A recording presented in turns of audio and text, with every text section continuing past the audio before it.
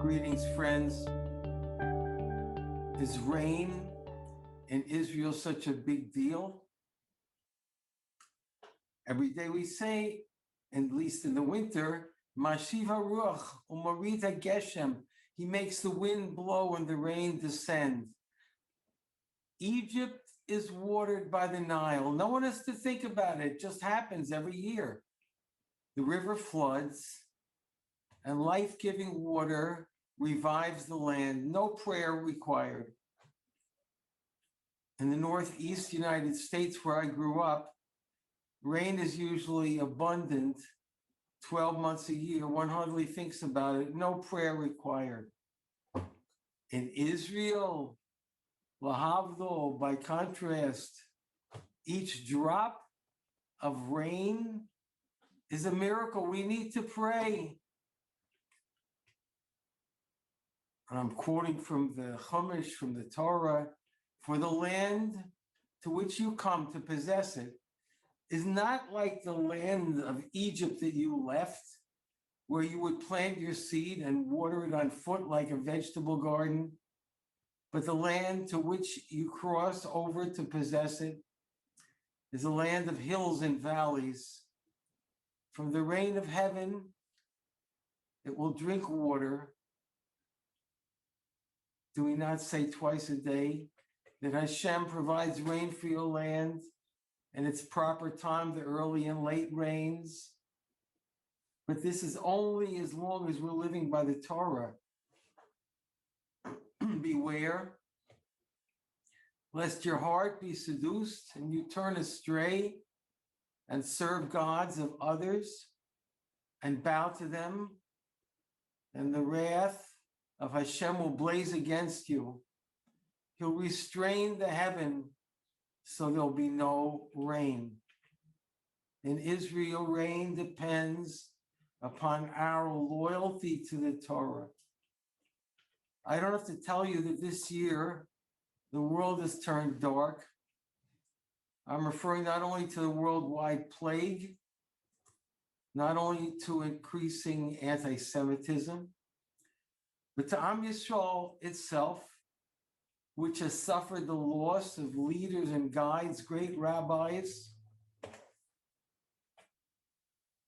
who carried the torch of Torah in the darkness of exile. The story of Purim takes place in a dark world, a world in which we're welcome to participate in a luxurious alien culture. We're invited into the king's palace, and everything is made kosher for us. Kosher, in quotes. I mean, it's kosher, but it's not kosher. It's a trap. My wife and I visited Germany years ago. We traveled there to locate my great-grandfather's burial place. We were told a story that we never forgot, how German Jews were spiritually strong for centuries, willing even to give up their lives al Kiddush Hashem for the sake of heaven. Only when the doors to the ghettos were unlocked did their strength fail and the tsunami of assimilation wash over them. Here's a quote from Rabbi Avigdor Miller, Zatzal. No decree against our people ever caused as much havoc as the proclamation by Napoleon of equal rights for all, and the tolerance edict of the Emperor Joseph II all throughout Europe. There now began an upheaval in Jewish communities. In Central and Western Europe, assimilation and intermarriage became rampant.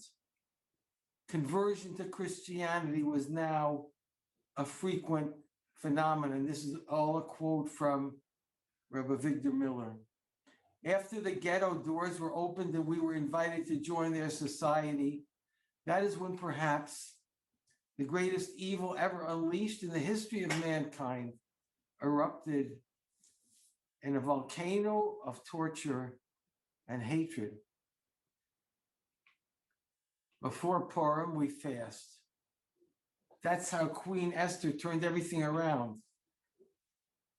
This fast was an atonement for the sin of enjoying Achashverosh's banquet.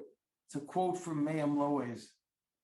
Am Yisrael had to understand we're sustained by our unique relationship with the ruler of the universe, not by gastronomic pleasures of the surrounding culture. This year, Eretz Yisrael, the land of Israel, had rain shortly after Sukkot, but the following months were dry. Then, since Rosh Chodesh Shvat, Hashem had mercy on us. The land of Israel was blessed with major rain.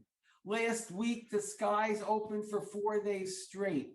Snow, a rarity in Israel, fell in higher elevations. The Kinneret, the Sea of Galilee, is rising, and the Kinneret waters all of Israel.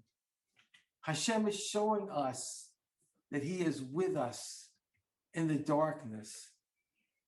Quote, I'm going to quote now from Rabbi Eliyahu Eliezer Dessler.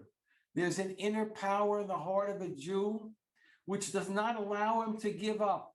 However numerous and grievous the hurts and persecutions that we suffer and have suffered for thousands of years, we do not give up. We say, as in Psalm 126, when Hashem returned the captivity of Zion, we were like dreamers. The evil we experienced in the long night of exile, Rabbi Dessler says, and which we thought at the time so real and so fearsome, will turn out to have been nothing but a bad dream. The reality, as we shall then see, is and always was nothing but goodness and love. May we soon awake to the day filled with laughter, when all our external and internal enemies are overthrown, and we will laugh with a full and open heart. When Hashem will return the captivity of Zion, we will be like dreamers. Then our mouth will be filled with laughter and our tongue with glad song. Those who tearfully sow will reap in glad song. May we see it soon in our days with Shabbos and a Freilichen Purim.